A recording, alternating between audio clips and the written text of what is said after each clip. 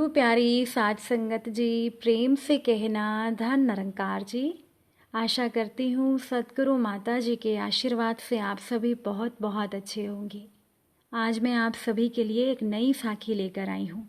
अगर आज की ये साखी आपको अच्छी लगे तो कमेंट करके ज़रूर बताइएगा। चलिए सुनते हैं आज की ये साखी। साध संगत जी, अक्षय और वैशाली का रिश्ता तय हो चुका था। उन दोनों की शादी होने वाली थी और अब शादी में केवल 15 दिन ही बचे थे। वैशाली के घर पर जोरों शोरों से शादी की तैयारियां चल रही थी। तभी वैशाली खुश होकर अपने माता पिता के पास आई और उनसे कहने लगी कि मुझे नौकरी मिल गई है। ये सुनते ही वैशाली के पिता बहुत खुश हुए और कहने लगे, बेटा ये तो बहुत अच्छी बात है, अब तुम आत्मनिर्भर बन जाओगी। वैशाली बहुत खुश थी। अपने पिता से कहने लगी, पिताजी जब से मेरा रिश्ता तय हुआ है तभी से मैं उसी शहर में नौकरी की तलाश कर रही थी और देखिए ना, मेरी शादी से ठीक 15 दिन पहले मुझे मेरे ससुराल वाले शहर में ही नौकरी मिल गई। अब शादी के बाद जब मैं ससुराल में जाऊंगी तो मैं नौकरी कर पाऊंगी। वैशाली की माँ भी बेटी के लिए बहुत खुश थी। आखिरकार वैशाली ने इतनी मेहनत से पढ़ाई लिखाई पूरी की और वो नौकरी के लिए कोशिश भी कर रही थी और नौकरी उसे मिल भी गई। 15 दिन के बाद बहुत ही धूमधाम से वैशाली और अक्षय की शादी हो गई। शादी के बाद 10 दिन तो बहुत जल्दी बीत गए। वैशाली का ससुराल वाला परिवार ज़्यादा बड़ा नहीं था। परिवार में केवल अक्षय और उसके पिताजी थे। एक दिन वैशाली ने अपने पति और ससुर जी से कहा कि मुझे इसी शहर में नौकरी मिल चुकी है और 2 दिन के बाद मुझे अपनी नौकरी पर जाना है। ये सुनकर वैशाली का पति अक्षय तो बहुत खुश हुआ। कहने लगा, ये तो बहुत अच्छी बात है। लेकिन इस बात से वैशाली के ससुर सूरज जी वो खुश नहीं थे। उन्होंने कहा, देखो बहू, शादी से कुछ समय पहले भी तुमने नौकरी की थी। तुम्हारा शौक था वो तुमने पूरा कर लिया, लेकिन अब यहाँ तुम्हें नौकरी करने की क्या ज़रूरत है। वैसे भी हमारे घर में किसी चीज़ की कोई कमी नहीं। हमारा तो अपना खानदानी व्यापार है। मेरे बड़े भाई का बेटा और तुम्हारा पति अक्षय, ये दोनों मिलकर व्यापार संभाल रहे हैं। फिर तुम्हें घर से बाहर जाकर काम करने की क्या ज़रूरत है। सूरज जी ने वैशाली को समझाते हुए कहा, मेरे भतीजे अनिल की पत्नी यानी इस घर की बड़ी बहू भी कोई नौकरी नहीं करती। वो भी तुमसे ज़्यादा पढ़ी लिखी है। फिर तुम्हें नौकरी पर भेजकर हमें समाज में अपनी नाक नहीं कटवानी। इस बात पर अक्षय बोल पड़ा, पिताजी इसमें नाक कटवाने वाली कौन सी बात है। अगर इसका नौकरी करने का मन है तो इसे करने देते हैं। वैसे भी ये घर पर बैठकर करेगी क्या। खाना तो ये अपने ऑफिस में जाने से पहले बना ही देगी और बाकी के काम के लिए तो काम वाली बाई आती ही है। अब अपने बेटे की इस बात का सूरज जी विरोध नहीं कर पाए, क्योंकि सूरज जी के पास अब बोलने के लिए कुछ भी नहीं था। अब तो वैशाली खुशी खुशी नौकरी करने लगी। अब नौकरी करते करते वैशाली को 10 दिन हो चुके थे। अब एक दिन वैशाली के ससुर सूरज जी जब अपने गली मोहल्ले में निकले तब उनके एक मित्र ने उनसे कहा, अरे दोस्त, हमने सुना है तुम्हारी बहू नौकरी करती है। अरे तुम तो खानदानी अमीर हो, तुम्हें अपने घर की बहू को बाहर नौकरी पर भेजने की क्या ज़रूरत थी। क्या तुम्हें नहीं पता कि बाहर किस तरह के लोग होते हैं। इतने बड़े घराने की बहू को कुछ रुपयों के लिए बाहर वालों के साथ काम करने की क्या ज़रूरत है। क्या तुम्हारी बहू तो ठीक है ना, कहीं उसे घूमने फिरने का शौक तो नहीं। अपनी बहू के बारे में इस तरह की बातें सुनकर सूरज जी को बहुत गुस्सा आया। वो घर के अंदर आए और गुस्से में भरकर सोचने लगे कि इसीलिए मैंने पहले ही कहा था कि बहू को बाहर नौकरी करने की कोई ज़रूरत नहीं, लेकिन इस घर में अब मेरी सुनता ही कौन है। वो बहुत दुखी हो गए और मन ही मन उन्होंने फैसला कर लिया कि वैशाली के घर में आते ही वो उसे नौकरी के लिए मना कर देंगे। जब शाम को वैशाली घर पर आई तब सूरज जी बहुत गुस्से में थे। उन्होंने बहू से कहा, बहुत हो गया, अब तुम्हें नौकरी करने की कोई ज़रूरत नहीं। घर में रहो और अपना घर संभालो। वैसे भी इस घर में किस चीज़ की कमी है, फिर तुम्हें बाहर जाकर काम करने की ज़रूरत ही क्या है। और क्या तुम्हें पता है कि मोहल्ले में लोग तुम्हारे बारे में किस तरह की बातें बनाते हैं। ये सारी बातें सुनने के बाद वैशाली ने कहा, पिताजी आप गुस्सा क्यों कर रहे हैं। बाहर के लोग तो बातें बनाते ही हैं और वो जो भी बातें बनाएं मुझे क्या फ़र्क पड़ता है। आप तो अच्छे हैं ना, आप मुझसे कितना प्यार करते हैं, तो लोगों की बातों पर ध्यान ना दें।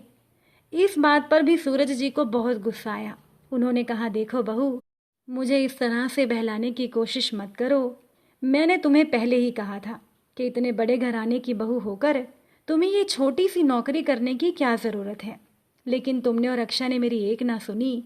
लेकिन अब मैंने फैसला कर लिया है, कल से तुम काम पर नहीं जाओगी। तभी अक्षा भी वहाँ पर आ गया।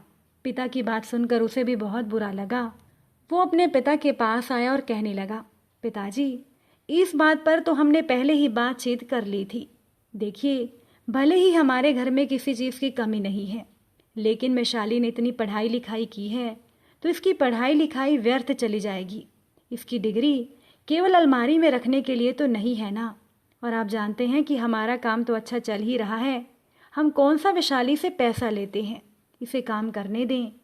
सूरज जी गुस्से में बोले, तुम तो सुबह सवेरे घर से निकल जाते हो, मुझे मोहल्ले वालों की बातें सुननी पड़ती हैं। तब अक्षय ने अपने पिता को समझाते हुए कहा कि अब बाहर वाले लोगों की बातों पर ध्यान मत दो। हमारे घर में हमें क्या करना है, इसका फैसला हम करेंगे, क्योंकि ये ज़िंदगी हमारी है। हमारी ज़िंदगी दूसरे लोग नियंत्रित नहीं कर सकते। हमें अपने सुख दुख एक दूसरे के साथ बांटने हैं। तो बाहर वालों की बातों में आकर हम किसी अपने का मन क्यों दुखाएं। अब इस बात पर आप कोई बहस मत कीजिएगा। इसे नौकरी पर जाने दें, इसमें कोई बुराई नहीं। वैसे भी हमारे भी ऑफिस में कितनी महिलाएं काम पर आती हैं, तो क्या वो लोग अमीर नहीं होते? क्या वो सब बुरी हैं? अब बेटे की बातों का सूरज जी के पास कोई भी जवाब नहीं था। लेकिन फिर भी वो खुश नहीं थे, क्योंकि उन्हें बहू का नौकरी करना पसंद ही नहीं था। वैशाली ने सोचा कि समय के साथ मेरे ससुर जी की समझ में आ जाएगा कि मेरा नौकरी करने का फैसला गलत नहीं था। अब वैशाली सुबह सवेरे के सारे काम करके जाती थी और शाम को घर आकर भी वही खाना बनाती थी। सूरज जी पर तो घर की कोई जिम्मेदारी भी नहीं थी। फिर भी वो अपनी बहू से गुस्से में रहते थे कि उनकी बहू उनके फैसले के खिलाफ नौकरी कर रही है। लेकिन वैशाली के मन में सुकून था कि उसका पति उसे समझता है। वैसे भी साथ संगत जी कहा जाता है कि अगर पत्नी के साथ पति का साथ हो तो बड़ी से बड़ी चुनौती का सामना भी किया जा सकता है। देखते ही देखते अक्षय और वैशाली की शादी को 3 साल हो गए। अब एक दिन अक्षय जब अपने ऑफिस से घर आया तो वो बहुत परेशान लग रहा था। वैशाली ने उसे पानी पिलाया और उसको पूछा कि तुम बहुत परेशान दिखाई दे रहे हो। ये सुनते ही अक्षय की आंखों में आंसू आ गए और वो रोते हुए कहने लगा, वैशाली, हम बर्बाद हो गए, हमारा सब कुछ लूट गया। अब बेटे को रोता हुआ देख सूरज जी भागकर बेटे के पास आए और उसको पूछने लगे, क्या हुआ, तू रो क्यों रहा है, क्या खत्म हो गया?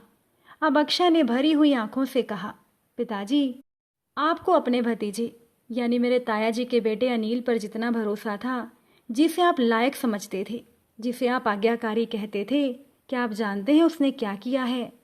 सूरज जी प्रश्न भरी नज़रों से अक्षय की ओर देख रहे थे। अक्षय ने कहा, पिताजी, कुछ दिनों से अनिल भैया के साथ व्यापार के सिलसिले में मेरी थोड़ी बहुत बहस हो गई थी। मैं कोई भी फैसला लेता था तो वो मुझे गलत ठहराते थे। देखते ही देखते हमारा झगड़ा इतना बढ़ गया कि आज मैंने उन्हें कह दिया कि हम एक साथ काम नहीं कर सकते, इससे अच्छा यही होगा कि हम अपना व्यापार अलग कर लें। तब अनिल भैया ने मुझे बाहर का रास्ता दिखाते हुए कहा, तुम्हें साथ में काम नहीं करना तो यहाँ से निकल जाओ, लेकिन तुम हिस्सा किस बात का मांगते हो? ये सारा व्यापार और हमारा घर, ये तो तुम पहले ही मेरे नाम कर चुके हो। मुझे तो यकीन ही नहीं हुआ, लेकिन अनिल भैया ने धोखे से मेरे हस्ताक्षर ले लिए थे। अब हमारे इस घर पर और व्यापार पर केवल अनिल भैया का हक है। उन्होंने मुझे यह घर खाली करने के लिए कह दिया है। ये सुनकर सूरज जी का दिल बैठ गया। वो तो सोचते थे कि अनिल बहुत ही सभ्य और आज्ञाकारी है, लेकिन आज सारी सच्चाई सूरज जी की आंखों के सामने थी। अक्षय रोते हुए बोला, पिताजी, हम क्या करेंगे, कहाँ जाएंगे? मेरे पास तो 1 रुपया भी नहीं है। तब वैशाली ने पति के कंधे पर हाथ रखते हुए कहा, तुम परेशान क्यों होते हो? मैं हूं ना। इतने सालों से मैंने काम करके जो पैसा बचाया वो मेरे बैंक अकाउंट में पड़ा है। हम जिंदगी की नई शुरुआत करेंगे, बस तुम तनाव मत लेना, वरना तुम्हारी तबीयत खराब हो जाएगी और मुसीबत बढ़ जाएगी। सूरज जी भी रो रहे थे। तब वैशाली अपने ससुर के पास गई और उन्हें चुप कराते हुए कहने लगी, पिताजी, जब अपने ही ऐसा धोखा देते हैं तो बहुत दर्द होता है, लेकिन मुश्किल समय में मैं हिम्मत नहीं हारूंगी। आप भी देखना, सब ठीक हो जाएगा। सूरज जी ने आशीर्वाद भरा हाथ विशाली के सर पर रखा। आज तक बहू के लिए उनके मन में जो भी मैल था वो आंसुओं के साथ बाहर निकल रहा था। विशाली उसी समय अक्षय के साथ बाहर गई। उसने बैंक से कुछ रुपए निकाले। फिर दोनों ने एक किराए के घर की तलाश की। दोनों ने एक छोटा सा घर किराए पर लिया और जल्दी ही अपना सामान लेकर वो वहाँ रहने के लिए चले गए। विशाली ने अपने बचाए हुए रुपयों से घर का सामान खरीदा और फिर उन लोगों ने एक ज़िंदगी की नई शुरुआत की। पहले तो अक्षय ने एक अच्छी नौकरी ढूंढी और काम करते हुए वो रुपए भी बचाने लगा। फिर कुछ सालों के बाद उसने दोबारा से अपना एक व्यापार शुरू कर लिया। उसकी ज़िंदगी में अच्छे दिन आ गए थे। दूसरी तरफ अनिल ने जो धोखा किया था उसकी सज़ा उसे ये मिली कि एक दिन वो काम से वापस आ रहा था, तभी रास्ते में उसकी गाड़ी का एक्सीडेंट हो गया। ड्राइवर उसे तुरंत लेकर अस्पताल गया। वहाँ पहुँचने पर पता चला कि अनिल को बहुत चोट आई है और उसका दिमाग भी काम नहीं कर रहा। कुछ ही घंटों में वो बेजान सा बिस्तर पर पड़ा था। उसके शरीर ने काम करना बंद कर दिया था। अब उसके इलाज में पानी की तरह पैसा लगने लगा, लेकिन कोई भी फायदा नहीं हो रहा था। अनिल की पत्नी भी समझ गई थी कि गलत तरीके से कमाए हुए रुपए आखिरकार ऐसे ही लगते हैं। और आज अनिल और उसकी पत्नी की ज़िंदगी में कोई सुकून नहीं रह गया था।